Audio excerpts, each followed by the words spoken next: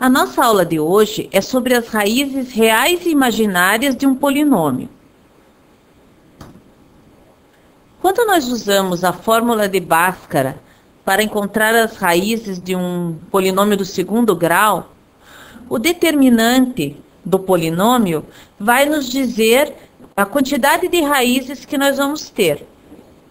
Então, se o determinante for maior que zero, nós vamos ter duas raízes reais. Se o determinante for igual a zero, nós vamos ter uma raiz dupla. Ou seja, as duas raízes vão coincidir. E se o determinante for menor que zero, nós não teremos raízes reais. Mas isso quer dizer que nós vamos ter duas raízes imaginárias.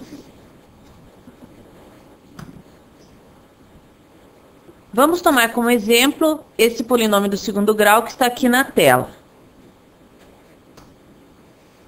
O determinante dele é 1 menos 4, que é igual a menos 3. Portanto, vamos ter duas raízes imaginárias, nenhuma raiz real.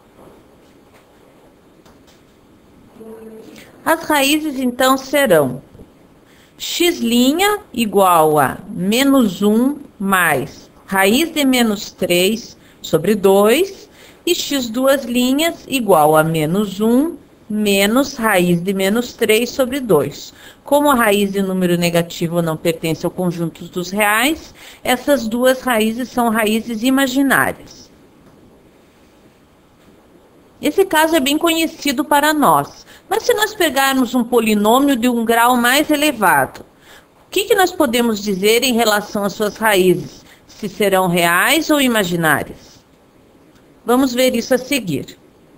Nós temos representado aqui no gráfico uma função polinomial do quinto grau. Os pontos em que a função corta o eixo x são as raízes da função polinomial. Então, vamos mostrá-las. Aqui temos, então, as raízes menos 3, menos 1, 0, 1 e 2. Todas raízes reais dessa função que é do quinto grau.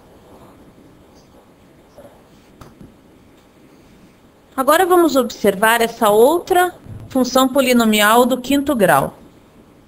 O gráfico dela já mostra apenas 3 raízes,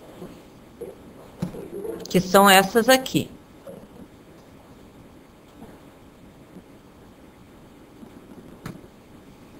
E aqui temos mais uma função, um pouco diferente, que possui apenas uma raiz. O que nós observamos em comum? Que, na verdade, todas as funções que nós analisamos, que são funções polinomiais do quinto grau, apresentaram um número ímpar de raízes, ou 5 raízes, ou 3 raízes, ou uma raiz, para uma função do quinto grau.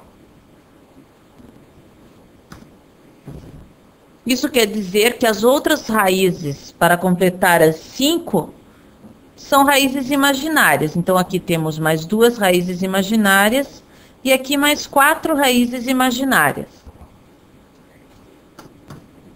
Isso é uma consequência do teorema das raízes conjugadas.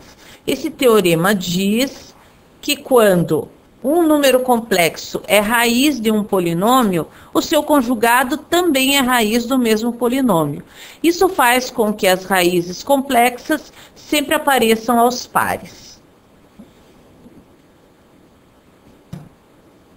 A minha sugestão agora é que vocês acessem esse conteúdo multimídia que se chama Análise Gráfica de Funções e procurem a página que trata dos polinômios, onde vocês podem testar outras funções polinomiais e verificar a validade do teorema das raízes conjugadas.